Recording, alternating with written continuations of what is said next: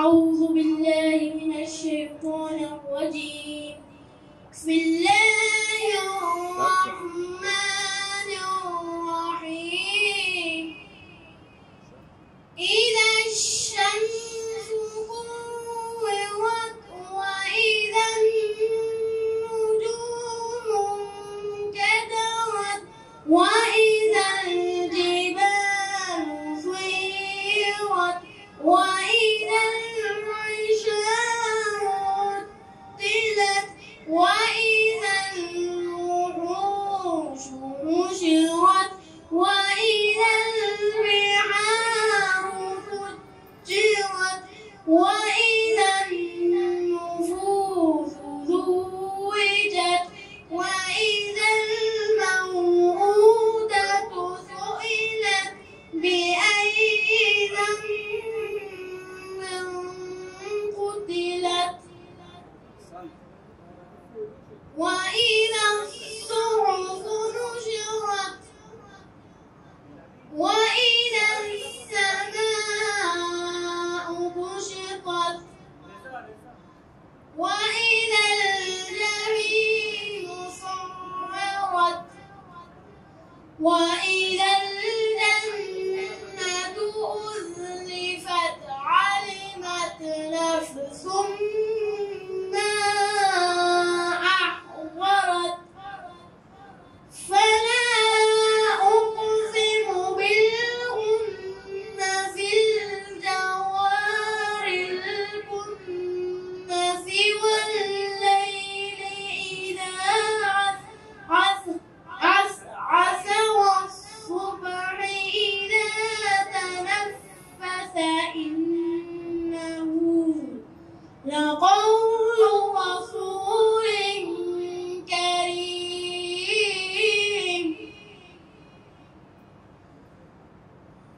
صدق الله العلي العظيم. أعوذ بالله من الشيطان الرجيم. بسم الله الرحمن الرحيم.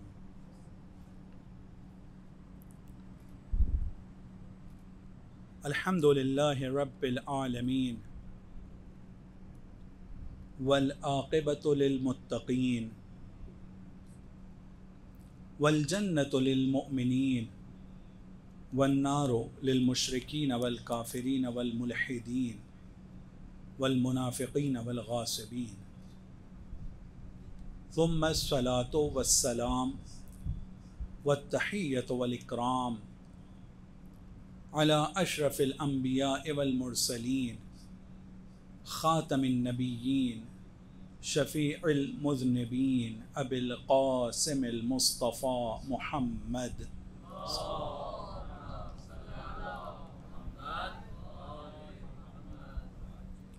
وعلى آل بيته الطيبين الطاهرين المعصومين المظلومين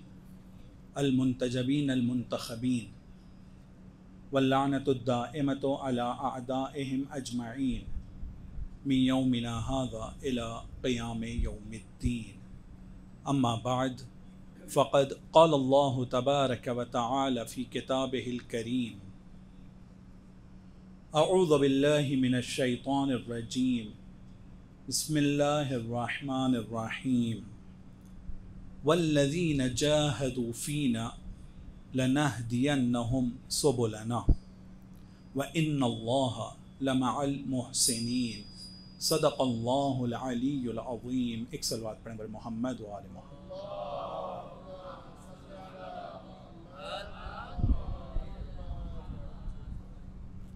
خداوند عالم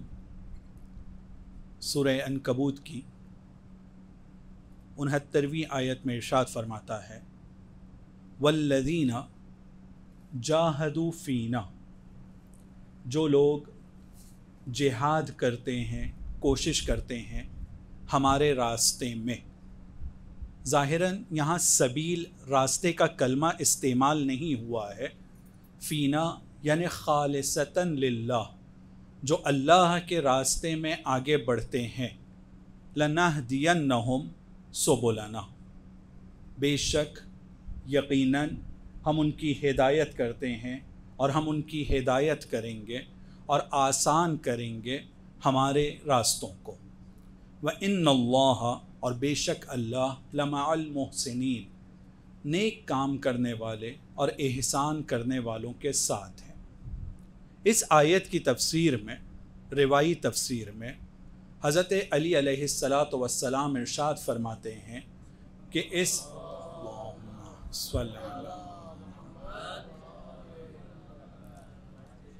कि अना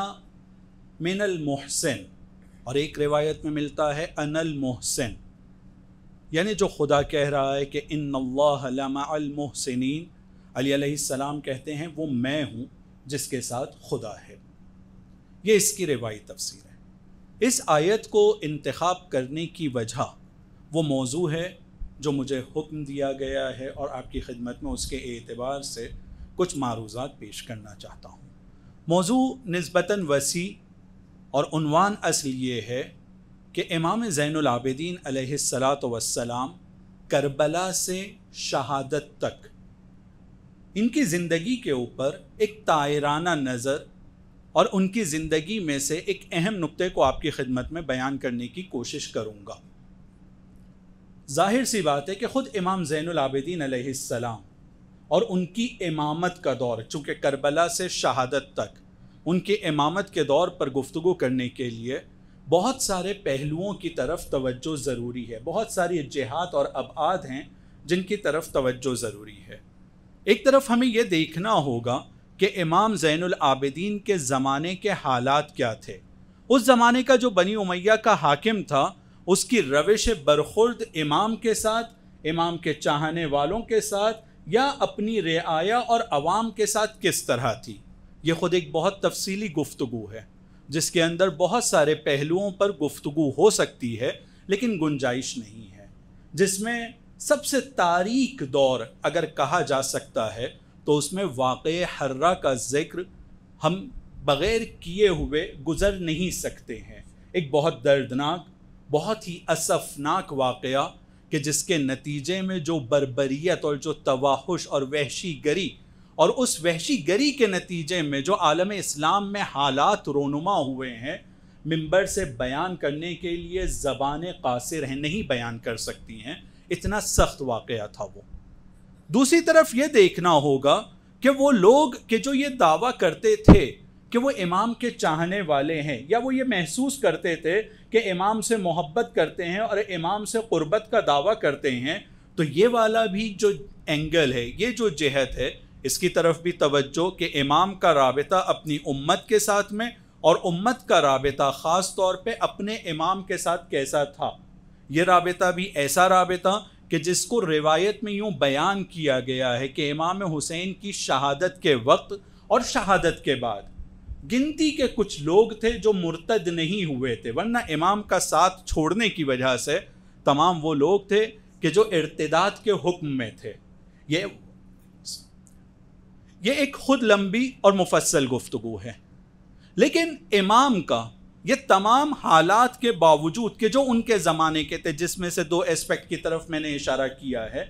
इमाम की ज़िंदगी, इमाम की बरखुर्द और इमाम के वो काम जो वो अंजाम दे रहे थे, वो क्या करना चाह रहे थे और उन्होंने अपनी ज़िंदगी में क्या इक़दामात किए हैं और अपनी ज़िंदगी में अपनी ज़िम्मेदारी वो क्या समझते थे और उस ज़िम्मेदारी के लिए उन्होंने क्या कदम उठाए हैं। मैं इंशाअल्लाह इस एस्पेक्ट की तरफ और इस जहत की तरफ तवज्जो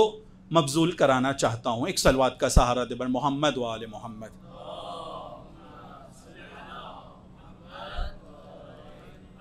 अगर हम इमाम की ज़िंदगी की इस जहत की तरफ तवज्जो करना चाहते हैं तो सबसे पहले हम लोगों को अपने जहन में इस तस्वीर को बहुत अच्छे से बना लेना होगा कि एक जवान लड़का है, एक जवान शख्स है,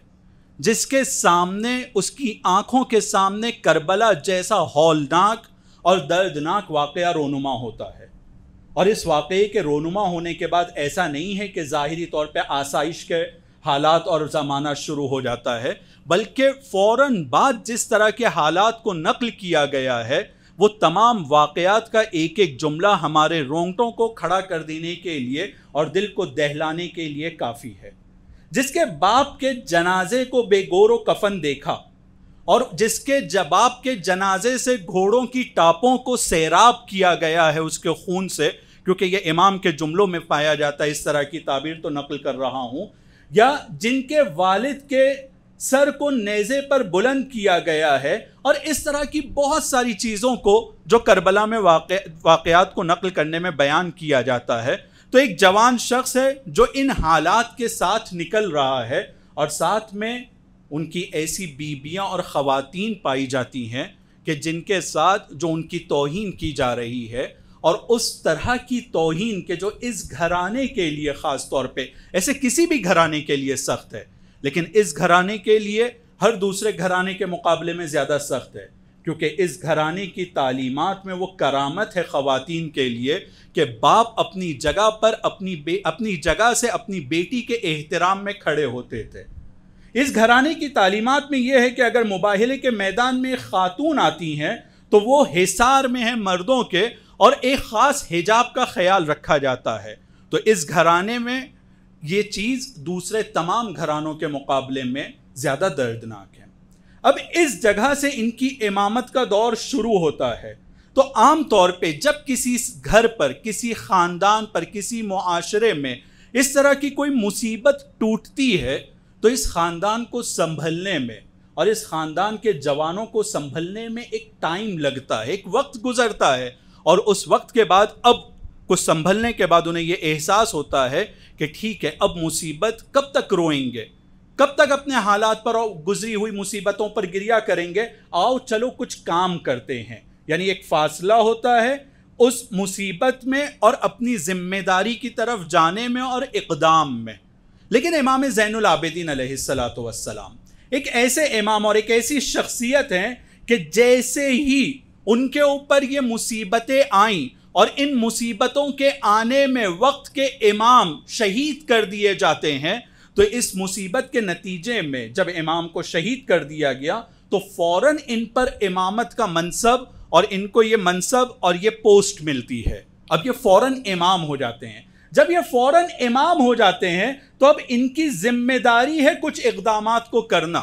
ان اقدامات میں اب امام یہ نہیں کہہ سکتے ہیں کہ میرے بابا کا قتل ہوا ہے، شہید ہوئے ہیں، میرے گھر میں اتنی مصیبتیں آئی ہیں، آئیں ہم لوگ صرف جو ہے بیٹھ کر مصیبت منائیں گے اور ذمہ داریوں کی طرف توجہ نہیں، بلکہ ذمہ داریوں کی طرف توجہ امام کی سب سے اہم پرائیورٹی میں سے ہے، کیونکہ اب یہ امام ہو چکے ہیں اور یہ امام ہیں۔ اور یہ میں اپنے نوجوان بھائیوں کے لیے اس مقدمے کو اس طرح سے پیش کرنا چاہ رہا ہوں۔ اب جب یہ امام ہو گئے اور ان کی ذمہ داری امامت کی وجہ سے ان تمام ذمہ داریاں ہو جاتی ہیں ان کے کندھے پر جو ایک امام کی ہوتی ہیں، تو اب انہوں نے اپنے پہلے قدم سے اپنے بابا کی شہادت کے بعد سے جو کام شروع کیا ہے وہ یہ کہ جس مقصد کے لیے بابا کی شہادت ہوئی ہے، امام حسین کی شہادت ہوئی ہے، وہ مقصد کو مجھے دنیا تک کے پہنچانا ہے۔ ہم لوگ اپنی تعبیر میں، اپنی زبان میں عام طور پہ یوں کہتے ہیں، اور علماء سے یہ سنا گیا ہے کہ امام سجاد امام حسین علیہ السلام کی ذات پر ایک بہت بڑے عزادار تھے، بہت بڑے عزادار تھے۔ پہلا عزادار ان کو نہیں کہا جا سکتا ہے کیونکہ امام حسین کی شہادت سے پہلے بہت سے شخصیتوں نے ان پر گریہ کیا ہے، انبیاء، اولیاء، فرشتوں اور تمام لوگوں کا، لیکن ایک اہم عزادار امام سجاد کے ذکر کو اس طرح سے ذکر کیا جاتا ہے۔ اسی طرح سے جناب زینب کے لیے تو ایک امام جو ایک عزادار بھی ہے، تو وہ کیا کر رہے تھے؟ ان کا ایک مقصد تھا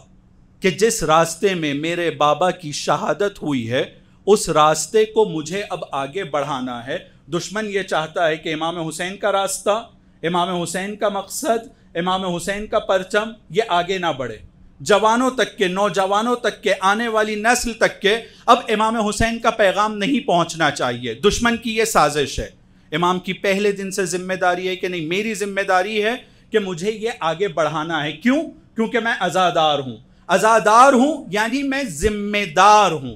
عزادار ہوں یعنی میں ذمہ دار ہوں کہ وہ راستہ جو امام حسین کا راستہ ہے اسے مجھے آگے بڑھانا ہے۔ اور جب میں عزاداری کر رہا ہوں تو چاہے میں ظاہری طور پر ایک گوسفند کے ذبح ہونے پر رو رہا ہوں جو ایک عزاداری ہے، لیکن ان آنسوؤں کے ساتھ میں اور ان بیانوں کے ساتھ میں جو روتے ہوئے میں کہہ رہا ہوں، میری ذمہ داری، میری عزاداری یہ ہے کہ میں امام حسین علیہ السلام کے ذکر کو کربلا تک صرف محدود رہنے نہ دوں، بلکہ ہر گلی کوچے میں اب مجھے عام کرنا ہے۔ اگر مجھے موقع ملے گا تو شام کے دربار میں اس منبر پر بھی جہاں پر کل تک کے علی علیہ السلام کی گالیوں کا اور لعن و طعن کا سلسلہ ہے، وہاں پر بیٹھ کر بھی میں کہوں گا کہ میں ایسے شخص کا بیٹا ہوں جسے مظلومیت کے عالم میں مارا گیا ہے، اور میرے فخر کے لیے یہ بہت بڑا مقام ہے۔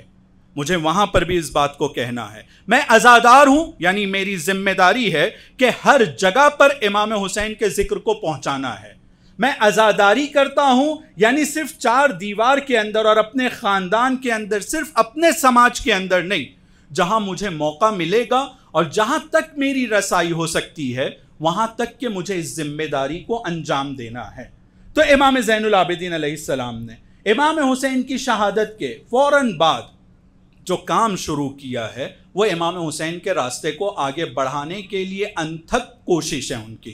ہر طرح کی ممکن کوشش جو ہو سکتی تھی امام نے کیا ہے۔ ظاہری طور پہ حالات ایسے ہیں جو بہت سنگین ہیں، ظاہری طور پہ امنیتی اعتبار سے ماحول ایسا بنا دیا گیا ہے کہ کوئی بھی امام حسین کا یا اہل بیت کے چاہنے کا دعویٰ کرنا تو دور کی بات، نام لینے سے بھی کتراتے تھے لوگ کہ ان کا اگر نام لیں گے تو ہمارا خون کر دیا جائے گا، ہمیں مار دیا جائے گا، ہمارے گھر کو اجاڑ دیا جائے گا۔ تو ایک ایسے ماحول میں امام کی امامت کا دور شروع ہوتا ہے، اور جب امامت کا دور شروع ہوتا ہے تو پہلی ذمہ داری اور اصل ذمہ داری کہ جو امام قبلی کو جس وجہ سے شہید کیا گیا ہے اس علم کو گرنے نہیں دینا ہے اور اس کو پوری کوششوں کے ساتھ میں آگے لے کر جانا ہے۔ لیکن جس وقت یہ ان کوششوں کو انجام دے رہے تھے، امام کے پاس وسائل کیا تھے؟ ان وسائل کی طرف توجہ بھی بہت ضروری ہے، اور ان وسائل کے ساتھ ان کی طرف جب ہم توجہ کریں گے تو پھر ہم یہ محسوس کر سکیں گے، جو میں اپنے اس گفتگو کے آخری حصے میں بیان کروں گا، کہ ایک مقایسہ اور موازنہ اپنے زمانے کے ساتھ میں، جس زمانے میں ہم ہیں، لہٰذا ان وسائل کی طرف توجہ ضروری ہے۔ امام جس وقت اس طرح کی اپنی ذمہ داری کے اوپر عمل کر رہے تھے اور امام حسین کے راستے کو آگے بڑھانا چاہتے تھے، ان کے ذکر کو باقی رکھنا چاہتے تھے، ان کے ہدف کو باقی رکھنا چاہتے تھے، تو امام زین العابدین کے پاس وسائل کیا تھے؟ کن وسائل کے ذریعے سے وہ یہ کام کرنا چاہ رہے تھے؟ ظاہری طور پر جب ہم امام کی طرف دیکھیں گے اور اس لٹے ہوئے کاروان کی طرف دیکھیں گے کہ جس کاروان کے اندر جناب سکینہ ہیں، جس کاروان کے اندر جناب زینب ہیں، اہل بیت حرم ہیں، بیبیاں ہیں، خواتین ہیں، چھوٹے چھوٹے بچے ہیں، اور ساتھ ساتھ میں خود امام کی حالت یہ ہے کہ ہاتھوں میں ہتھکڑیاں ہیں، پیروں میں بیڑیاں ہیں۔ اب آپ ذرا تصور کیجئے کہ ہدف کتنا بڑا ہے کہ مجھے ہر کونے میں، ہر جگہ اپنے بابا کے مشن اور ہدف کو پہنچانا ہے۔ دوسری طرف دشمن کی طاقت لگی ہوئی ہے اس ہدف کو پوری طرح سے مٹانے کے لیے، ملیامیٹ کرنے کے لیے۔ امام حسین کا اور خدا کے راستے کو یہ پوری طرح سے اس کے لیے رکاوٹ ایجاد کرنا چاہتے ہیں۔ اب اس رکاوٹ کو جو ایجاد کرنا چاہ رہے ہیں اس کے مقابلے میں جو طاقت ہے اور جو ان کا مقابلہ کرنا چاہتی ہے، ان کے پاس کیا ہے؟ ظاہری طور پر کچھ بھی نہیں ہے۔ ان لوگوں کے پاس کھانے کے لیے کھجور نہیں تھا۔ ان لوگوں کے پاس بہت ساری روایتیں ایسی پائی جاتی ہیں کہ جس میں بتایا جاتا ہے کہ جو بیسک ضرورتیں ہوتی ہیں وہ بیسک ضرورتیں بھی ان کی اس سفر میں ہی پوری نہیں کی جا رہی تھی۔ میں چونکہ ابھی مصائب کا وقت نہیں ہے لیکن اشارہ کرنا چاہوں گا، جناب سکینہ پانی طلب کرتی ہیں لیکن ان کے سامنے پانی بہا دیا جاتا ہے، پانی پینے کے لیے بھی نہیں دیا جاتا ہے۔ جن لوگوں کے گھر میں سخاوت کا تذکرہ اور ان کی تعلیم اور سخاوت یہاں سے شروع ہوتی ہے، ان کی طرف کچھ سوکھی ہوئی کھجوریں پھینکی جاتی ہیں صدقے کے طور پر۔ یہ سب آسانی سے کہہ کر گزر جانے والی بات نہیں ہے۔ تصور کیجئے گا کہ وسائل کیا ہیں امام سجاد کے پاس، کن وسائل کے ذریعے سے اتنے بڑے ہدف کو وہ فالو کرنا چاہتے ہیں، کن وسائل کے ذریعے سے وہ اتنے بڑے مقصد تک کے پہنچنے کی کوشش کرنا چاہتے ہیں۔ وسائل ظاہری طور پر کچھ نہیں ہے، لیکن امام سجاد علیہ السلام کے بارے میں ان کی ہی تعلیم کردہ زیارت کے ضمن میں یہ کہا جا سکتا ہے کہ ہم سب یہ پلٹ کر کہتے ہیں کہ اتنے سخت حالات کے باوجود بھی ہم یہ گواہی دیتے ہیں اشہد انک قد جاہدت فی سبیل اللہ حق جہاد زیارت امین اللہ میں ہم یہ گواہی دیتے ہیں کہ آپ نے کوشش کیا ہے، آپ نے جہاد کیا ہے، آپ نے انتھک محنت کی ہے اللہ کے راستے میں، ویسی محنت جیسی محنت کا حق تھا، جیسے جہاد کا حق تھا۔ امام نے حالات کے باوجود، خراب ہونے کے باوجود، وسائل کے نہ ہونے کے باوجود بھی، ایک لحظے کے لیے بھی، ایک لمحے کے لیے بھی اس جہاد میں کسی طرح کی کوتاہی نہیں کی ہے، کیونکہ ان کے لیے کلیئر تھا کہ ان کا مقصد کیا ہے، انہیں کیا کرنا ہے۔ وہ امام ہیں، ان کی ذمہ داری ہے، اور چونکہ ان کے لیے ان کا مقصد واضح تھا تو اس مقصد کے لیے بغیر کسی رکاوٹ کے وہ اقدام پر اقدام کرتے چلے جا رہے تھے۔ نتیجہ کیا ہوا؟ ظاہری طور پر نتیجہ یہ ہوا کہ امام حسین علیہ السلام کی شہادت کے بعد میں جو یزید، اس کے افواج اس خام خیالی میں مبتلا ہو گئے تھے اور غلط فہمی میں مبتلا ہو گئے تھے کہ وہ جیت گئے ہیں، اور ان کے جیت کے لیے وہ جشن کی تیاری کر رہے تھے۔ نتیجہ کیا ہوا کہ کچھ سالوں کے بعد نہیں، کچھ دنوں کے بعد، اور اگر ہم اس روایت کو مانتے ہیں جس میں یہ کہا جاتا ہے کہ 1 سال زندان شام میں تھے، تو 1 سال کے اندر نتیجہ یہ ہوا کہ جن لوگوں کو وہ یہ سمجھ رہا تھا کہ ہم نے ذلیل کر دیا ہے، جن لوگوں کے بارے میں وہ یہ سوچ رہا تھا کہ ہم نے ان کو ہرا دیا ہے، اب ان کا نام و نشان ہم نے مٹا دیا ہے، وہ مجبور ہوتا ہے کچھ ہی دنوں کے بعد میں کہ ان کے سامنے اپنے آپ کو تسلیم کرواتا ہے۔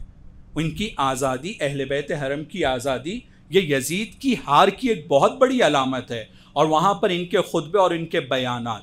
یہ کیسے ہو سکا ہے؟ اس کے اندر امام سجاد کی ہتھ کڑی اور بیڑی پہننے کے باوجود اپنے مشن کی طرف آگے بڑھنے کی جو ان کی لگن تھی اور انتھک کوشش تھی، یہ اس میں ایک بہت بڑا کردار ادا کر رہی تھی۔ تو اگر ہم امام سجاد کی زندگی کی طرف دیکھتے ہیں، کربلا سے خود ان کی شہادت تک، تو پہلے مرحلے میں یہ بات ہم لوگوں کے لیے میں نے آپ کے سامنے پیش کیا ہے کہ امام کی زندگی میں ایک اہم عنصر جو ان کی امامت کے شروع ہوتے ہی اور ان کی امامت سے پہلے بھی جب وہ امام حسین کی امت میں تھے، تب بھی یہ چیز ان میں پائی جاتی تھی کہ وہ جہاد کر رہے تھے، وہ مجاہد تھے۔ لیکن یہ والی چیز کہ کربلا کے بعد پہلی چیز ہم لوگوں کے لیے جو واضح کرنا چاہ رہا ہوں، اور جوانوں کے لیے، نوجوانوں کے لیے، کہ امام زین العابدین ایک مجاہد تھے، اور ان کی مجاہدت کا نتیجہ یہ تھا کہ یزید نے بہت جلدی اپنی ہار کا اعلان کر دیا تھا۔ اب جب ہم لوگوں کے لیے یہ پہلے مرحلے میں واضح ہوتا ہے کہ یہ مجاہد تھے، جہاد کر رہے تھے، تو ایک سوال پیدا ہوتا ہے، جہاد کسے کہتے ہیں؟ اور اس سے پہلے کچھ فضلاء کی خدمت میں موقع ملا تھا بیان کرنے کا، تو بیان کر چکا ہوں، لیکن پھر اصلاح کی نیت سے، شاید یہ تکرار ہے کچھ افراد کے لیے، لیکن یقیناً فضلاء کے سامنے تکرار کے نتیجے میں اصلاح اور بات کو بہتر بنانے میں مدد ملنے کی امید اور گنجائش ہے انشاءاللہ، تو لہٰذا میں اسے تکرار کرنا چاہتا ہوں۔ جہاد کسے کہتے ہیں؟ امام سجاد کے لیے یا تمام اماموں کے لیے ہم کہتے ہیں کہ وہ جہاد کرتے تھے اور وہ اپنی زندگی مجاہدانہ انداز میں گزار رہے تھے۔ تو جہاد یعنی کیا ہے؟ جہاد کے 4 عنصر ہیں۔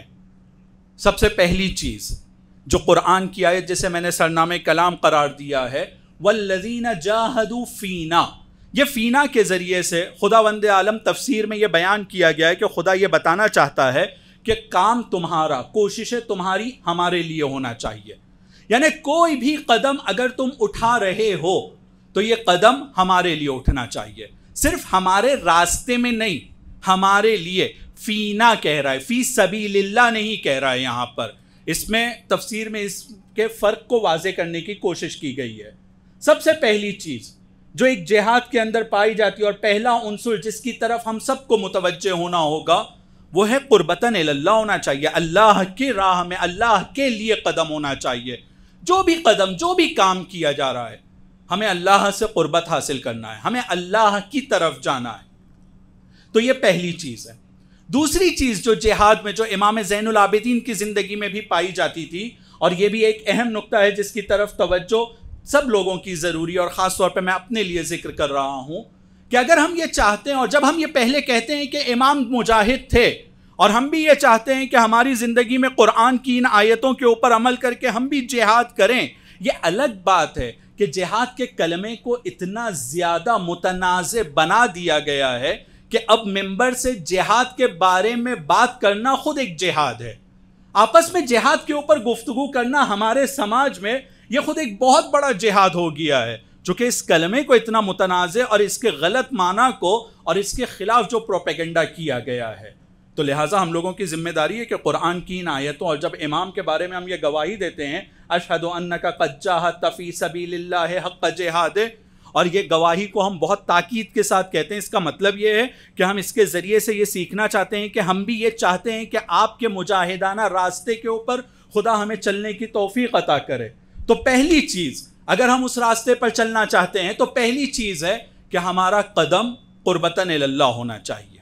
دوسری چیز جس کی طرف توجہ ضروری ہے کہ ہمیں یہ پتہ ہونا چاہیے کہ ہمارا مقصد کیا ہے،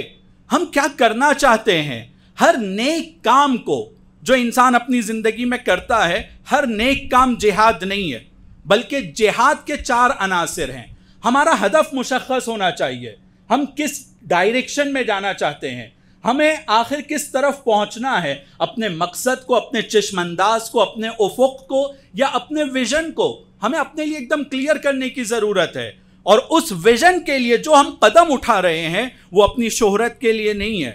اپنے آپ کو مالدار بنانے کے لیے نہیں ہے، بلکہ وہ ہے قربتاً اللہ۔ تو پہلی چیز ہے قربتاً اللہ۔ دوسری چیز جو جہاد کا اہم عنصر ہے، اور یہ اساتید کی باتیں ہیں جو میں آپ کی خدمت میں بیان کر رہا ہوں، دوسری چیز جو بہت ضروری ہے کہ وہ ویژن ہمیں پتہ ہونا چاہیے، مقصد ہمیں پتہ ہونا چاہیے کہ کس ڈائریکشن میں مجھے جانا ہے، کس طرف جانا ہے۔ تیسری چیز جو ان دونوں چیزوں کے ساتھ میں بہت زیادہ اہمیت کی حامل ہے، ہمیں یہ پتہ ہونا چاہیے کہ اگر میں یہ رحمانی راستے پر آگے بڑھنا چاہتا ہوں، میں خدائی راستے پہ آگے بڑھنا چاہتا ہوں، میں حزب اللہ میں شامل ہو کر حزب الہی کی تقویت میں کردار ادا کرنا چاہتا ہوں، تو پھر دشمن اس کو روکنے کے لیے اپنے زمانے میں کن حربوں کو استعمال کر رہے ہیں، وہ کن چیزوں کے ذریعے سے، کن وسائل کے ذریعے سے یہ راستے کو روکنے کی کوشش کرتے ہیں۔ تو جہاں میرے لیے اپنا ویژن کلیئر ہے، جہاں میرے لیے اپنا افق کلیئر ہے، جہاں مجھے یہ پتا ہے کہ میرا راستہ کس طرف ہے، مجھے یہ بھی پتا ہونا چاہیے کہ میرے مقصد تک کے پہنچنے کے لیے دشمنان خدا کی طرف سے، حزب الشیطان کی طرف سے، طاغوت کی طرف سے اور شیطان کے لشکر کی طرف سے کیا کیا رکاوٹیں ایجاد کی جا رہی ہیں۔ تو اب میرا کام، 2 کام ہو جائیں گے، ایک تو اس مقصد کی طرف نظر ہے جس کی طرف مجھے آگے بڑھنا ہے، دوسرا ان کے راستوں کے اوپر میری نظر ہے کہ جن رکاوٹوں کو ایک ایک کر کے مجھے ہٹانا ہے۔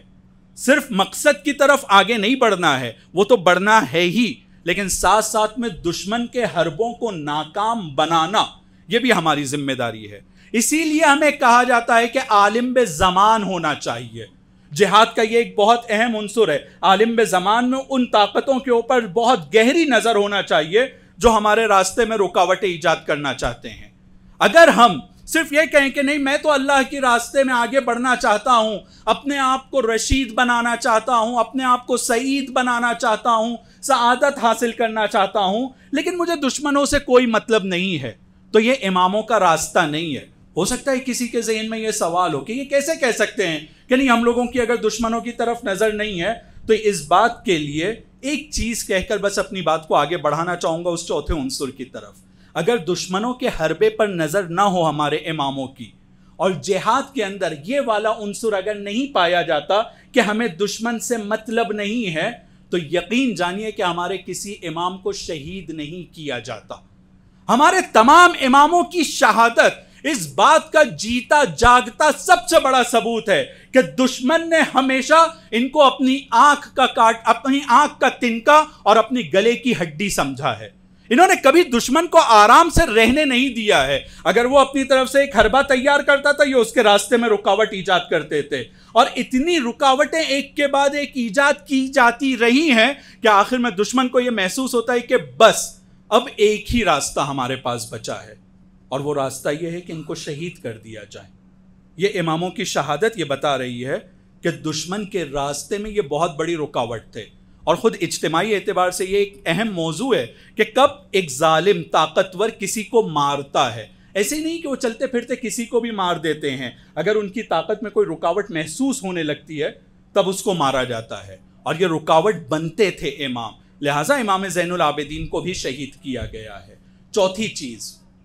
جو ان تمام 3 چیزوں کے ساتھ میں اپنی جگہ بہت اہم ہے، اور وہ چوتھی چیز یہ ہے کہ تمام وہ وسائل جو ابھی ہمارے پاس پائے جاتے ہیں، ایک مرتبہ میں دہراؤں گا، پہلا ہے قربتاً اللہ، دوسرا ہے اپنے مقصد اور ویژن کے اوپر نظر رکھنا، تیسری چیز یہ ہے کہ دشمن کے راستے اور اس کے حربوں پر نظر رکھنا، اور چوتھا یہ ہے کہ یہ تمام 3 اہم عناصر کے ساتھ میں شاید چوتھا بہت امپورٹنٹ ہے، موجودہ وسائل سے ہی اپنے مقصد کی طرف جانا ہے اور اپنے دشمن کو روکنا ہے. اس بات کا انتظار نہیں کرنا ہے کہ اگر وسائل آئیں گے تو اپنے مسائل کو میں حل کروں گا، نہیں، جو وسائل موجود ہیں انہی وسائل سے اپنے مسائل کو حل کرنا ہے. اگر کوئی اس بات کے لیے کہتا ہے کہ ہاں مجھے پتا ہے کہ قدم اللہ کی راستے میں اٹھانا ہے، مجھے یہ پتا ہے کہ میرا مقصد اور میرا ہدف کیا ہونا چاہیے، مجھے یہ بھی پتا ہے کہ دشمن کیا کیا کر رہے ہیں اور ان کی کیا کیا منصوبہ بندی اور پلاننگ ہے، لیکن میرے پاس وسائل نہیں ہے ان کا مقابلہ کرنے کے لیے، جب وسائل آئیں گے تب میں مقابلہ کروں گا، تو ایسے لوگوں کے لیے کہا جاتا ہے کہ یہ مجاہد نہیں ہے. مجاہد کا مطلب ہی یہ ہوتا ہے کہ جو تمہارے پاس موجود ہے انہی وسائل کے ذریعے سے دشمن کا مقابلہ کرنا اور اپنے مقصد میں آگے بڑھنا ہے. یہ بہت اہم نقطہ ہے کہ انہی وسائل سے اپنے مسائل کو حل کرنا ہے جو ابھی ہمارے درمیان اور ہمارے پاس پائے جاتے ہیں. اور امام زین العابدین کی زندگی میں کربلا سے لے کر ان کی شہادت تک کے ظاہری طور پہ نہ اصحاب ہیں، نہ بہت زیادہ بڑی تعداد میں انصار ہیں، نہ بہت ہی مال و دولت کا ایک بہت بڑا سلسلہ ہے، کچھ نہیں ہے ظاہری طور پر، لیکن اپنے 34 یا 35 سالہ دور امامت میں امام کی یہ پوری زندگی مجاہدانہ زندگی تھی. کیوں؟ کیونکہ ان کے پاس اگر کچھ بھی نہیں تھا تو اپنے آنسوؤں کے ذریعے سے بھی وہ حسین کے مقصد کو آگے بڑھانے کے لیے اقدام پر اقدام کیے جا رہے تھے. اگر کچھ نہیں ہے تو بھی مجاہدت میری رہے گی. مجھے یہ پتا ہونا چاہیے کہ دشمن کیا چاہتا ہے اور مجھے کہاں جانا ہے. تو اگر کچھ نہیں ہے تو کوئی بات نہیں، میرے آنسو ہیں، کچھ نہیں ہے تو مدینے کی گلیاں ہیں اور ایک گوسفن کا ذبح ہونا ہے. یہ گوسفن کے ذبح ہونے کو بھی اپنے فائدے میں لینا اور اپنے مقصد کے لیے استعمال کرنا. کسی جگہ پر ٹھنڈے پانی کو دیکھا، اس ٹھنڈے پانی کو دیکھ کر بھی کہا کہ ہائے میرا بابا. کتنے آسانی سے انہوں نے ہمیں یہ بتایا ہے کہ ایک پانی کا گلاس امام حسین کے ذکر کو پھیلانے اور دشمن کی سازش کو ناکام بنانے میں کتنا بڑا کردار ادا کر سکتا ہے. صرف ایک پانی کا گلاس. لیکن امام زین العابدین نے یہ کام کیا ہے، یعنی اپنی زندگی کو صحیح معنی میں مجاہدانہ زندگی بنایا ہے، اور جس کی ہم گواہی دیتے ہیں. اشہد انک قد جاہدت فی سبیل اللہ حق جہاد. کوئی ایک ایسا موقع نہیں ملتا ہے. یہ الگ بات ہے کہ تاریخ میں بہت ساری کمیاں اور کاستی پائی جاتی ہیں کہ جو ذکر نہیں کیا گیا ہے، لیکن جتنا ذکر کیا گیا ہے اس سے ہمیں یہ سمجھ میں آتا ہے کہ امام نے کوئی موقع اپنا ہاتھ سے جانے نہیں دیا ہے جہاں اپنے مقصد کی طرف بڑھنے کے لیے اور دشمن کی سازش کو ناکام بنانے میں انہوں نے کوئی کوتاہی کی ہو. کسی چھوٹے سی چیز کو بھی اگر انہوں نے دیکھا ہے تو اپنے فائدے میں اور اپنے مقصد کے فائدے کے لیے انہوں نے اسے استعمال کیا ہے. اور اس سے ہمیں یہ بتایا ہے کہ ہمیں جہاد اپنی زندگی میں لانا ہوگا. جہاد کا یہ پروپیگنڈا کے ذریعے سے جو اسے بدنام کرنے کی کوشش کی گئی ہے کہ جہاد کا مطلب ہے کہ تلوار اٹھانا اور لوگوں کے گلے کاٹنا، بندوق کا ہاتھ میں لینا اور کچھ بے گناہوں کو مار دینا، یہ جہاد نہیں ہے. اسلحے کا جہاد وہ اس کا ایک جلوہ، ایک مظہر، ایک طریقہ ہے جہاد کا، لیکن اصل جہاد وہ ہے جن میں یہ 4 چیزیں پائی جاتی ہوں. قربتاً اللہ، مقصد کا کلیئر ہونا، ساتھ ساتھ میں دشمن کی سازشوں اور حربوں پر نظر ہونا، اور اپنے موجودہ وسائل سے اپنے مسائل کو حل کرنے کے لیے اقدام کرنا. کہیں وہ ہو سکتا ہے قلم کے ذریعے سے ہوگا، کہیں ہو سکتا ہے وہ بیان کے ذریعے سے ہوگا، کہیں ہو سکتا ہے رونے کے ذریعے سے ہوگا، کہیں ہو سکتا ہے جناب زہرا کی طرح امامین حسنین کے ہاتھوں کو پکڑ کر مدینے کی گلی میں گھومنے کے ذریعے سے ہوگا. اور اگر جب دیکھیں گی کہ اس کا بھی اثر نہیں ہے تو وصیت کے ذریعے سے ہوگا. جناب زہرا کی وصیت ایک مجاہدانہ کردار ہے، ایک مجاہدانہ وصیت ہے. جناب زہرا کا رونا یہ ان کی مجاہدت ہے. یہ تمام چیزیں جہاد میں دیکھی جا سکتی ہیں. اب یہ جب ہم جہاد کے موضوع کی طرف متوجہ ہو جاتے ہیں، خاص طور پہ میرے نوجوان بھائی، تو اب سوال یہ پیدا ہوتا ہے، ٹھیک ہے ہم نے امام زین العابدین کے لیے گواہی دیا کہ اشہد انک قد جاہدت، آپ نے جہاد کیا ہے، تو اب ہماری زندگی میں ہم لوگوں کی ذمہ داری کیا ہے؟ تو دو نقطوں کی طرف اشارہ کرنا چاہوں گا. اگر ہم یہ جانتے ہیں کہ امام نے، نہ صرف امام زین العابدین نے، تمام معصومین نے اپنی زندگی میں جہاد انجام دیا ہے، تو ہماری بھی پہلی ذمہ داری ہے کہ ہم بھی جہاد والے کانسیپٹ کی طرف متوجہ ہوں. ہم بھی جہاد جیسے مقدس کلمے میں، جہاں رحمانی طاقتوں کی سربلندی ہے اور جہاں شیطانی طاقتوں کی سرنگونی ہے، ہمیں اس میں اپنے کردار کو ادا کرنے کے لیے آگے بڑھنا ہوگا. ہمیں یہاں پر بھی یہ کام کرنے کی ضرورت ہے، اپنے زمانے میں مجاہد بننے کی ضرورت ہے. اور یہ مجاہدت کا جب کلمہ آتا ہے یا اپنے زمانے میں مجاہد بننے کی بات آتی ہے، تو ہو سکتا ہے کسی کے ذہن میں فوراً یہ خیال آتا ہوگا کہ مجاہدت کے لیے میدان تو ابھی سیریا ہے، مجاہدت کے لیے میدان مثلاً فلسطین ہے. ہاں وہ ایک مجاہدت کا میدان ہے اور وہاں مجاہدین موجود ہیں جو اپنا کام کر رہے ہیں، اور انشاءاللہ بقول رہبر انقلاب جوانان غیور سوری وہ اپنا کام کریں گے، اور بہت جلدی انشاءاللہ خداوند عالم انہیں سربلندی عطا کرے گا. لیکن جہاں پر ہم پیدا ہوئے ہیں، جس منطقے سے ہمارا تعلق ہے، جس ملک سے اور جس خطے سے ہمارا تعلق ہے، ہم لوگوں کی اہم ذمہ داری اس خطے کے لیے بھی بنتی ہے.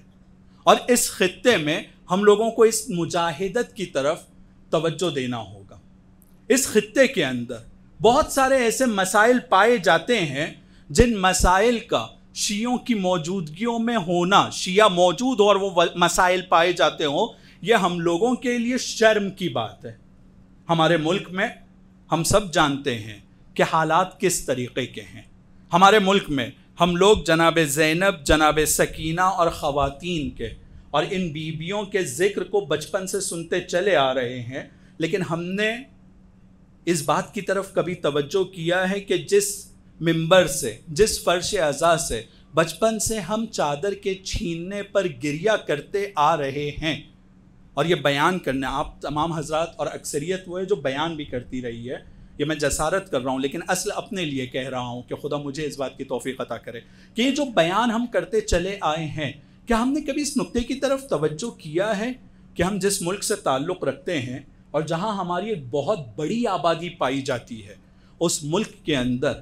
دنیا میں ہمارا ملک رینک کے اعتبار سے شروع کے 5 ممالک میں آتا ہے جہاں پر چھوٹی بچیوں کے ساتھ بھی تجاوز کیا جاتا ہے. بچوں کے ساتھ میں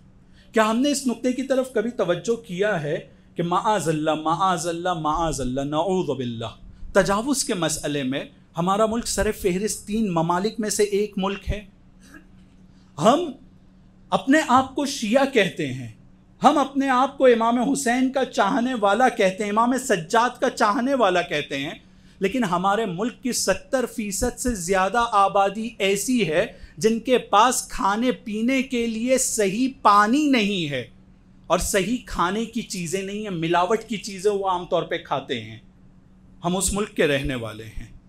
ہم جس ملک کے رہنے والے ہیں وہاں پہ آمار رسمی میں یہ ذکر کیا جاتا ہے کہ 8ویں کلاس پڑھنے والا بچہ دوسری کلاس کے لٹریچر کو پڑھ کر سمجھا نہیں سکتا ہے، اور ان کی تعداد کم نہیں ہے، 70% سے زیادہ ہے. 70% سے زیادہ ایسے بچے ہمارے ملک میں پائے جاتے ہیں جو ظاہری طور پر 8ویں کلاس میں ہیں، لیکن دوسری کلاس کے بھی مسائل کو وہ حل، اور وہاں اس کلاس کا متن، دوسری کلاس کا متن وہ پڑھ کر حل نہیں کر سکتے ہیں، سمجھا نہیں سکتے ہیں. علمی اعتبار سے، اجتماعی اعتبار سے، معاشی اور اقتصادی اعتبار سے، فرہنگی اعتبار سے، سیاسی اعتبار سے، ہر اعتبار سے وہ جائیگاہ جو ہمارے ملک میں آج مستضعفین کی ہے، آج جو مسلمانوں کی ہے، اور ان مسلمانوں میں آج جو شیعوں کی ہے، کیا یہ وہ جائیگاہ ہے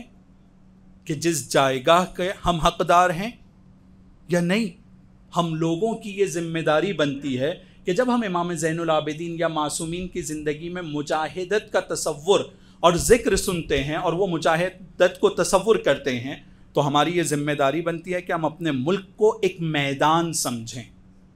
ہماری ذمہ داری ہے کہ ہم اپنے ملک کو ایک میدان سمجھیں. میدان جنگ ہے کس چیز کے لیے؟ جہالت کو ختم کرنے کے لیے. میدان جنگ ہے ہمارا ملک کس چیز کے لیے؟ وہاں پر جو بچیوں کے ساتھ اور خواتین کے ساتھ ان کی کرامت اور عزت پر جو حملہ کیا جاتا ہے وہ روکنے کے لیے. ہمارا ملک میدان جنگ ہے کس طرح سے؟ اس طرح سے کہ جو وہاں فقر پائی جاتی ہے، جو فقر پایا جاتا ہے، جو غربت پائی جاتی ہے، جو بھوک مری پائی جاتی ہے، اس کا مقابلہ کرنے کے لیے.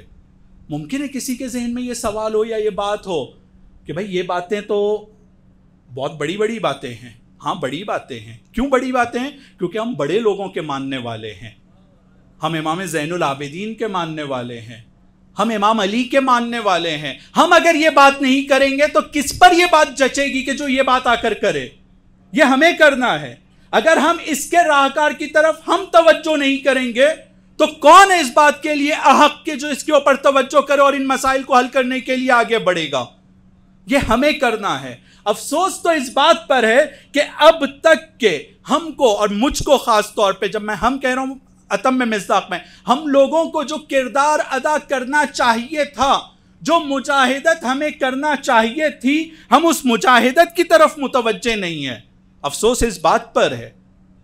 ورنہ ہم ہر جگہ اس بات کو سنتے ہیں. ہر امام کا جب تذکرہ ہوتا ہے ہم یہ سنتے ہیں کہ ان کے شانوں پر گٹوں کے بہت بڑے بڑے نشان تھے اور بہت بڑے بڑے گٹے تھے. کیوں تھے؟ کیونکہ وہ گونیوں کی صورت میں غریبوں کے گھر پہ اناج پہنچانے جایا کرتے تھے. تو صرف یہ سننے کے لیے ہے یا ہمارے سماج میں جہاں 70% لوگوں کے پاس کھانے کے لیے صحیح چیز نہیں ہے ہمیں کچھ کرنا ہوگا؟ ممکن ہے کسی کے ذہن میں یہ سوال ہو کہ ہاں یہ بڑی بات ہے لیکن ہمارے پاس وسائل تو موجود نہیں ہیں. تو پھر یہ پہلے ذکر ہو چکا ہے کہ موجودہ وسائل سے ہی اپنے مسائل کو حل کرنے کا نام جہاد ہے. اور اگر کوئی جہاد کرنے کے لیے آگے بڑھے گا تو خدا کا وعدہ ہے لَنَهْدِيَنَّهُمْ سُبُلَنَا، ہم ان کے لیے اپنے راستوں کی طرف ہدایت کریں گے، ہم ان کے راستے میں آسانی لے کر آئیں گے. اور اس کے بعد ان اللہ لمع المحسنین، نیک کام کرنے والوں کے ساتھ خدا موجود ہے. اور جب خدا موجود ہے کسی کے ساتھ میں، اور جب کسی کے ساتھ خدا ہوتا ہے تو ہم نے یہ دیکھا ہے کہ ظاہری طور پر ہمارے سامنے مثال ہے، سمجھنے کے لیے بہت واضح ہے. ظاہری طور پر 45 سال سے جس ملک کو چاروں طرف سے گھیرنے کی کوشش کی جا رہی تھی، جس ملک کے اوپر پابندیوں کا سلسلہ لگایا جا رہا تھا، جس ملک کے بارے میں یہ کہا جا رہا تھا کہ ایک دوا ہم نہیں پہنچنے دیں گے، کسی دوا دارو کا انتظام نہیں ہو سکتا ان کے لیے، کھانے پینے کی پابندی اور طرح طرح کے وسائل کے اوپر پابندیاں تھیں، اور آسانی سے امپورٹ ایکسپورٹ سب تمام چیزوں پر پابندیاں ہیں. اس کے بعد ہم دیکھتے ہیں کہ جب ان لوگوں نے اس کام کو انجام دیا وَالَّذِينَ جَاهَدُوا فِينَا، تو خدا بند عالم نے ان کے لیے کیسے راستوں کو آسان کیا ہے کہ ایک حملے کے بعد میں وہاں سے سیز فائر کی بھیک مانگنے پر وہ مجبور ہوئے ہیں. یہ کیوں ہے؟ کیونکہ جہاد ہوا ہے. اپنے وسائل کے ذریعے سے وہ پابندی لگاتے ہیں. تو پھر امام خمینی ارشاد فرماتے ہیں کہ امریکہ نے اگر اپنی زندگی میں کوئی ایک اچھا کام کیا ہوگا تو وہ یہ کیا ہے کہ اس نے ہم کو تحریم کیا ہے. کسی نے پوچھا ایسے کیوں کہہ رہے ہیں آپ؟ کہ اس کے نتیجے میں ہمارے جوان خود مستقل ہونے کی طرف آگے بڑھیں گے. تو امام خمینی کے اس بیان کو شہید قاسم سلیمانی اپنے انداز میں بیان کرتے ہیں، فرصتی کہ در بحران ہاں وجود دارد، در خود فرصت ہاں نیست. اب اس جملے کے ترجمے کی ضرورت نہیں ہے، لیکن احتیاطاً خاص طور پہ نوجوانوں کے لیے کہ اپرچونٹیز جو کرائسس کے اندر پائی جاتی ہیں اور فرصتیں جو بحران اور مشکلات میں پائی جاتی ہیں، وہ فرصتیں خود فرصت میں نہیں ہوتی ہیں. بحران میں فرصتوں کا زمینہ زیادہ فراہم ہوتا ہے. اور ہم نے دیکھا کہ جس وقت بحران کا صحیح طریقے سے مقابلہ کیا جائے تو ہم یہ دیکھتے ہیں کہ جس کو دنیا میں سینسر کرنے کی کوشش تھی، جس کے نام کو آج کے زمانے میں دنیا میں یہ کوشش کی جا رہی تھی کہ ان کا نام اور ان کا ذکر لوگوں تک کے نہ پہنچے، ہم نے اس بات کو دیکھا ہے کہ جس کے ذکر کو راستے اور اس کو روکنے کی کوشش تھی، تو نتیجہ کیا ہوا؟ انہوں نے جب بحران سے صحیح فائدہ اٹھایا تو نتیجہ یہ ہوا کہ اسلام دشمن طاقتیں بھی یہ کہنے پر مجبور ہوئی ہے. اور ہمارے ملک کی طرف اشارہ کر کے کہنا چاہتا ہوں کہ مہاراشٹر کے وہ لیڈرز کہ جو ایک زمانے میں اسلام دشمنی میں بہت مشہور تھے، وہ تنزیہی طور پر اپنے نیتا کو یہ کہتے ہیں کہ بھائی ان سے پوچھو کہ ان کے پاس 56 انچ کا یہ شجاعت کا سینہ کہاں سے آیا ہے. کیوں؟ کیونکہ انہوں نے جہاد کیا ہے. جب جہاد ہوتا ہے برکت ہے خدا کی طرف سے، اور یہ بحران میں یہ فرصت نکلتی ہے جس فرصت کو عام حالات میں ہم ایجاد نہیں کر سکتے ہیں.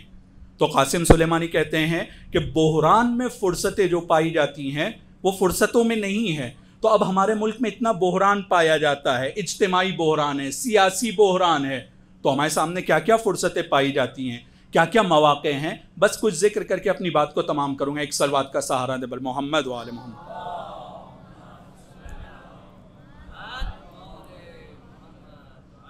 جب بھی کسی سماج پر، جب بھی کسی معاشرے کے اوپر فشار ہوتا ہے، خاص طور پہ حکومت کا، طاقتور لوگوں کا، تو ایک چیز جو اس کے نتیجے میں آتی ہے کہ لوگ مستقل ہونے کے بارے میں سوچنا شروع کر دیتے ہیں. عام طور پہ 2 طرح کے لوگ ہوتے ہیں، 2 طرح کا ری ایکشن ہوتا ہے. ایک ری ایکشن یہ ہوتا ہے کہ سرنڈر ہو جانا ہے، جیسے وہ کہہ رہے ہیں پوری طرح سے ہم کو ان کے راستے پر چلنا ہے، جو کہیں گے. یہ بہت لمبا نہیں چلتا ہے، لیکن فطرت انسان کی اس غلامی کو ہمیشہ قبول کرنے کے لیے تیار نہیں ہوتی ہے. نتیجہ یہ ہوتا ہے جس سماج میں بھی، جس معاشرے میں بھی فشار آتا ہے، وہاں پر لوگ اپنی ہویت کی طرف اور اپنے استقلال کی طرف متوجہ ہونے لگتے ہیں. یقین جانیے، آمار، سروے، گزارشیں، رپورٹس یہ بتا رہی ہیں کہ پچھلے 80 سال میں تقریباً اتنا زیادہ ہندوستانی مسلمان اپنے استقلال، اپنی ہویت کی طرف اور اس کی بازیابی کی طرف اتنا متوجہ نہیں تھے جتنا آج ہیں متوجہ. تو ایک طرف بحران ہے، ایک طرف فشار ہے جو ہمیں ظاہری طور پر دکھائی دیتا ہے، لیکن دوسری طرف اس بحران کے ساتھ میں جو نتیجہ اور جو اثر معاشرے میں پایا جاتا ہے، جو تبلیغ کے لیے جاتے ہیں اور جو جوانوں سے کانٹیکٹ میں ہیں، وہ اس بات کو بہت آسانی سے دیکھ سکتے ہیں. اور انہوں نے نوٹ کیا ہوگا کہ جوانوں میں یہ خواہش پہلے کے مقابلے میں اب زیادہ ہو گئی ہے کہ ہمیں مضبوط ہونا ہے، ہمیں مستقل ہونا ہے، ہمیں اپنی پہچان اور اپنی ہویت کے اوپر کام کرنا ہے. اور جس سماج میں اپنی ہویت کی بازیابی کی چاہت آ جائے، پھر اس سماج کو، اس معاشرے کو کوئی جھکا نہیں سکتا ہے. تو آج ہمارے ملک کے اندر اس سوچ کا آنا اور ہر زمانے کے مقابلے میں زیادہ ہونا، یہ ہم لوگوں کے لیے ایک بہت بڑی فرصت ہے جو اس سے پہلے گزرے ہوئے زمانے میں لوگوں کے لیے نہیں تھی. تو ظاہری طور پر بحران ہے، لیکن اس بحران کے ساتھ ایک بہت بڑی فرصت ہم لوگوں کے سامنے آئی ہے. لیکن اسی کے ساتھ میں موجودہ وسائل کی طرف ہم جب توجہ کرنا چاہتے ہیں تو ہم لوگوں کو اس نقطے کی طرف توجہ کرنا ہوگا کہ بہت سارے لوگ یہ کہتے ہیں، ایکسپرٹ یہ کہتے ہیں کہ دنیا میں سب سے بڑی اگر مسلمان آبادی کسی خطے میں پائی جاتی ہے تو وہ بر صغیر میں پائی جاتی ہے. اب توجہ کیجئے کہ خود ہندوستان کے اندر جو آبادی کا ذکر کیا جاتا ہے، اس آبادی کے بارے میں مسلمانوں کی اور پھر تمام خطے کی، بر صغیر کی، کتنا بڑا مخاطب خداوند عالم نے ہم کو عطا کیا ہے. اگر ہم صحیح طریقے سے اپنے آپ کو تیار کریں اور صحیح طریقے سے کام کرنے کے لیے آمادہ ہونے کی کوشش کریں تو جو مخاطب ہمارے پاس ہے، دنیا کے کسی اور منطقے کے کسی مبلغ کے پاس نہیں ہے. جتنے بڑے مخاطب ہمارے پاس پائے جاتے ہیں، تعداد کے اعتبار سے اتنے مخاطب ہم زبان کسی کو کہیں نہیں ملنے والے ہیں کہ جو ایک دوسرے کے ساتھ آسانی سے ارتباط برقرار کر لیں. ہم فرہنگ، ہم زبان اور تمام مسائل. تو یہ ایک بہت بڑی ہم لوگوں کے لیے وسیلہ اور بہت بڑا سرمایہ ہے جس کی طرف توجہ کی ضرورت ہے. خود ہماری آبادی کے ساتھ میں ہماری انجمنوں کا ہونا، امام بارگاہوں کا ہونا، مساجد کا ہونا، ہمارے اوقاف کا ہونا، یہ ایک بہت بڑا وسیلہ، ایک بہت بڑا سرمایہ ہے جس کی طرف توجہ بہت ضروری ہے. اور اگر اس کی طرف صحیح توجہ کی جائے گی تو یقین جانیے کہ ہمارے مسائل صرف ہم اپنے منطقے کے مسائل نہیں بلکہ دنیا کی شیعت اور اسلام کے مسائل اور دنیا کے تمام انسانوں کے مسائل کے حل کرنے میں ہمارا کردار بہت بڑا ہو سکتا ہے، صرف اپنے ملک کے لیے نہیں. اپنے ملک میں بھی صرف شیعہ یا مسلمانوں کے لیے نہیں، پورے ملک کی تقدیر اور حالت کو بدلنے میں ہم بہت بڑا کردار ادا کر سکتے ہیں۔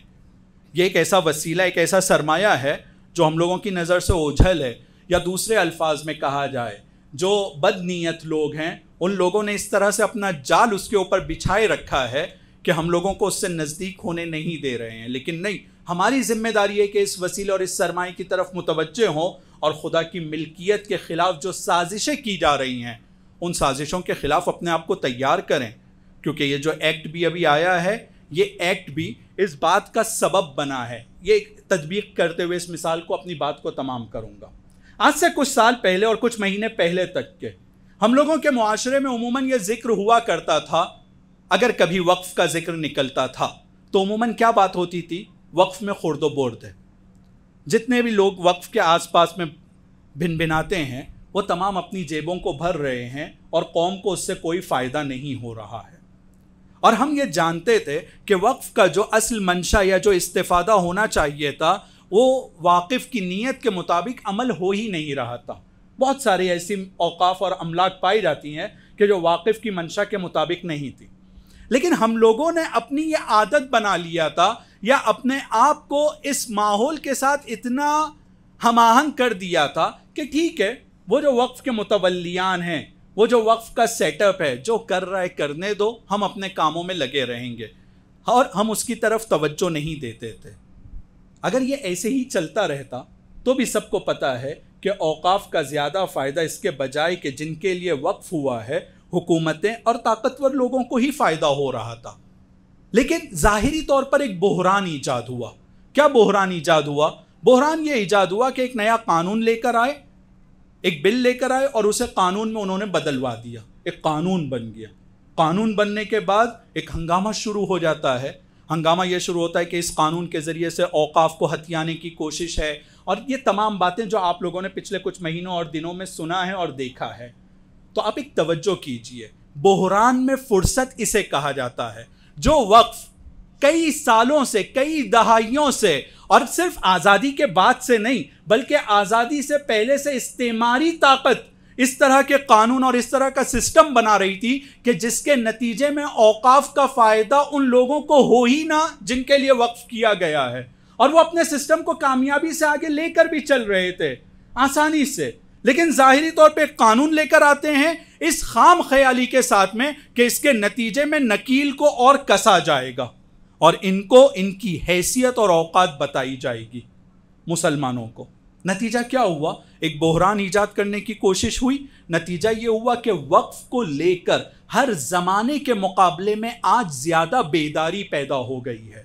بحران میں فرصت اسے کہا جاتا ہے۔ وہ بحران ایجاد کرنا چاہ رہے تھے، لیکن آپ سب لوگ بھی اس بات کی تائید کریں گے کہ اس بحران کے ایجاد کرنے کے نتیجے میں آج وقف کو لے کر جو بیداری ایجاد ہوئی ہے اس سے پہلے کبھی یہ بیداری نہیں پائی جاتی تھی۔ لیکن اب ہم لوگوں کی ذمہ داری یہاں سنگین ہو جاتی ہے، سخت ہو جاتی ہے کہ جو بیداری ایجاد ہوئی ہے اس بیداری کو صحیح جہت میں کیسے استعمال کیا جا سکتا ہے۔ اس بیداری کے نتیجے میں جہاں اس قانون کو انشاءاللہ بحول و قوہ الہی مجبور ہوں گے اس قانون کو واپس لینے کے لیے، لیکن ساتھ ساتھ میں ہم لوگوں کی یہ ذمہ داری بھی ہوگی کہ وہ جو فساد کا سلسلہ، وہ جو کرپشن کا سلسلہ ہے اسے روکنے کے لیے پھر ہمیں اپنا کردار ادا کرنا ہوگا۔ تو ظاہری طور پہ ایک بحران ہے، لیکن اس بحران کے نتیجے میں ایک بہت بڑی فرصت ہم لوگوں کے سامنے ایجاد ہو کر آئی ہے، اور اس فرصت سے فائدہ اٹھانا اور اس فرصت کے نتیجے میں اس چیز کا صحیح استعمال کرنا، وہ نتیجہ وہ چیز ہوگی کہ جس کو ہم یہ کہہ سکتے ہیں، یعنی اس نتیجے تک کے پہنچنے کے لیے جو اقدامات ہمیں کرنا ہے ان اقدامات کو کہا جائے گا کہ جہاد کی ضرورت ہے۔ اور یہ جہاد کا جو سبق ہے کہ ہم اس کی طرف متوجہ ہوں کہ اگر امام زین العابدین اپنی امامت کے شروعاتی دور جہاں کربلا ہے، امام حسین علیہ السلام کی شہادت ہے، وہاں سے لے کر اپنی شہادت تک کے جہاد کر رہے تھے، یعنی ہر بحران کے اندر فرصت ڈھونڈ رہے تھے، ہر مشکل کے ذریعے سے وہ یہ چاہتے تھے کہ اپنے ہدف کی طرف میں کیسے آگے بڑھ سکتا ہوں۔ اگر ظالم مشکلات ایجاد کرتا ہے تو ان مشکلات سے اپنے بابا کی مظلومیت اور اپنے پیغام کی حقانیت کو کیسے میں لوگوں تک کے پہنچاؤں گا. اور یہ کام جب امام نے کیا ہے اور ہم اس کی گواہی دیتے ہیں تو اس کا نتیجہ یہ ہے کہ ہماری زندگی میں ہمیں اس کانسیپٹ اور اس موضوع کی طرف توجہ دینا ہوگا کہ ہمیں بھی جہاد کرنا ہے، ہمیں بھی مجاہدت کرنا ہے. انہی موجودہ وسائل کے ذریعے سے جہاں ہماری بہت بڑی آبادی، جہاں ہمارے ملک میں اہل بیت دوستی کا ماحول پایا جاتا ہے، جہاں ہمارے ملک میں نہ صرف مسلمان بلکہ غیر مسلمان بھی امام حسین سے اپنی ارادت اور اپنی محبت کا اظہار کرتے ہیں، اور ہمارے ملک میں ایسی تعداد کئی ملینز میں پائی جاتی ہے جو امام حسین علیہ السلام کی عزاداری کرتے ہیں اور امام حسین کو یاد کرتے ہیں. یہ تمام وہ وسائل ہیں اور یہ وہ سرمایہ ہے جس سرمایہ کی طرف ہمیں متوجہ ہونا ہے. اور جب بھی کوئی بحران ایجاد ہوتا ہے تو ہمارے اماموں کا یہ بتایا ہوا سبق ہے کہ بحران کو وہ لوگ کہ جن کی امیدیں کم ہوتی ہیں، جن کے ساتھ ان کا خدا نہیں ہوتا ہے، یا جو غیب کی طاقت پر ایمان نہیں رکھتے ہیں، وہ بحران کو بحران دیکھتے ہیں اور ہمت ہار جاتے ہیں، ہاتھ پر ہاتھ رکھ کر بیٹھ جاتے ہیں کہ اب ہم سے کچھ نہیں ہوگا. لیکن جو لوگ خدا کو مانتے ہیں، جو غیب پر ایمان رکھتے ہیں، وہ بحران والے حالات میں اپنا آپا نہیں کھوتے ہیں، ہاتھ پر ہاتھ رکھ کر نہیں بیٹھتے ہیں، بلکہ اس بحران میں وہ فرصت کو ڈھونڈتے ہیں اور ان بحران میں وہ یہ ثابت کرتے ہیں کہ ہمارا خدا ہمارے ساتھ ہے، اور اس کے مظاہر ایک کے بعد ایک دکھنے لگتے ہیں. جناب زینب کا واقعہ جو ہم عام طور پہ سنتے ہیں اور نکل جاتے ہیں، اور وہ جملہ کہ ما رأیت الا جمیلہ، یعنی بحران میں فرصتوں کو دیکھنا. ذرا تصور کیجئے کہ ایک بہن کہ جو مصیبتوں کے پہاڑ کو ایک کے بعد ایک سہتے ہوئے آگے بڑھ رہی ہے، اور نہ صرف ایک بہن کے عنوان سے بلکہ ایک امام کی سچی پیروکار اور اطاعت کرنے والی، مصیبتوں کو جھیلتے ہوئے برداشت کرتے ہوئے ایک وقت ایسا آتا ہے جہاں پر عاطفی اعتبار سے، احساساتی اعتبار سے، ایموشنل کے انداز میں بھی اگر دیکھا جائے تو ایک یہ ماحول ہے کہ ابن زیاد جسارت کرتا ہے امام حسین کے دندان مبارک کے ساتھ میں اور کہتا ہے دیکھو کیا کیا تمہارے خدا نے تمہارے بھائی کے ساتھ اور تم لوگوں کے ساتھ.